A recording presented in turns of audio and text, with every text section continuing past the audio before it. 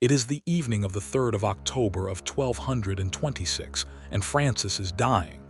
They have carried him back to the Porziuncola, the little chapel in the wood outside Assisi where everything had begun, because it is there that he wants to end.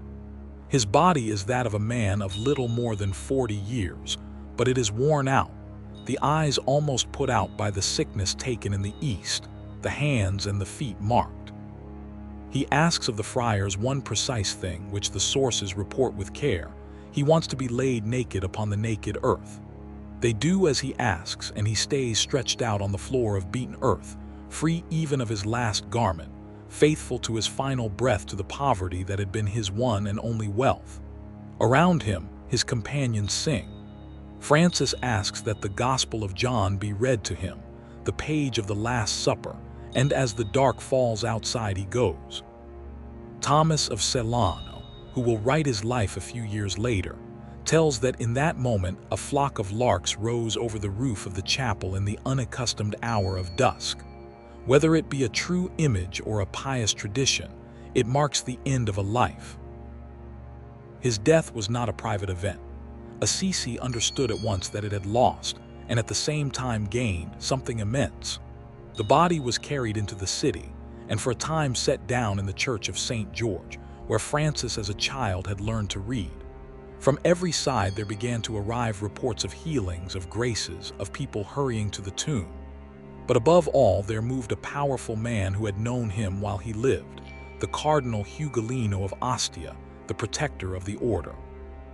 Elected Pope in the March of 1227 with the name of Gregory IX, he did what few pontiffs have done for a man of their own time. He opened the process and closed it in record time. On the 16th of July of 1228, at Assisi, in the midst of a crowd, he proclaimed Francis a saint. Less than 2 years had passed since his death.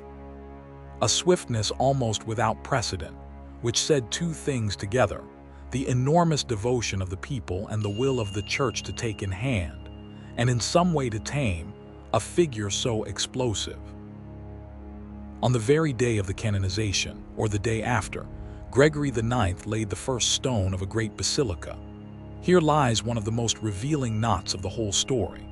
The man who had wished to die naked upon the earth, who had fought so that his friars should not possess even a house, was buried beneath a double and monumental church, dug into the rock of a hill at the edge of Assisi, the hill that before was called the Hill of Hell, and that from then on took the name of the Hill of Paradise.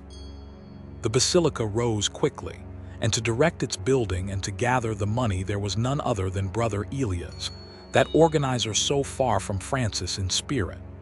A few years later, by night and in secret, the body of the saint was lowered into the depths of the lower church and walled in, for fear that someone might steal it. There it would remain hidden for centuries, found again only in the 1800s.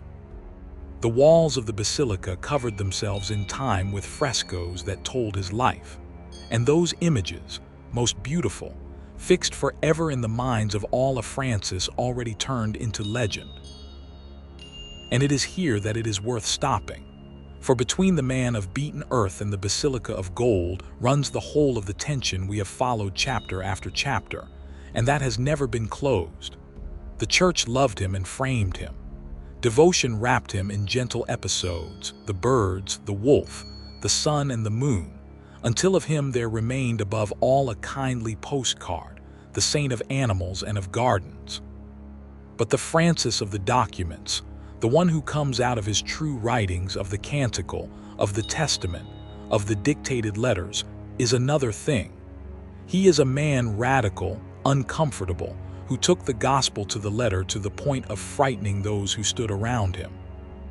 One who stripped himself in the square before his father and the bishop, who crossed unarmed the lines of a war to speak to the enemy, who refused the priesthood and remained a layman, and who defended to his last breath the mad idea of possessing nothing.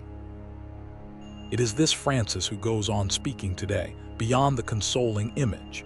He speaks to whoever seeks a meaning that cannot be bought. He speaks to an age that possesses a very great deal and feels itself poor, because he made the contrary journey. He possessed and then chose to have nothing. and in that choice he found a freedom that can still be read in his words. He does not ask to be believed on trust. He left behind him concrete proofs, autographs, witnesses, a life that can be verified line by line. For this he holds up under the test of time and of history. It is not the postcard saint who survives. It is the difficult man, the one who truly lived what he said. Here our journey closes.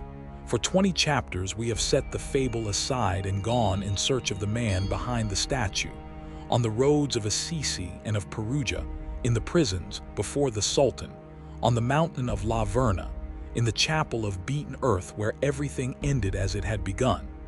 Thank you for having walked this far, for having listened to the last word. May there remain to you of this long story not an image to hang on a wall, but a living question, the same that Francis carried within him for the whole of his life. To what point are you willing to believe in that which you believe?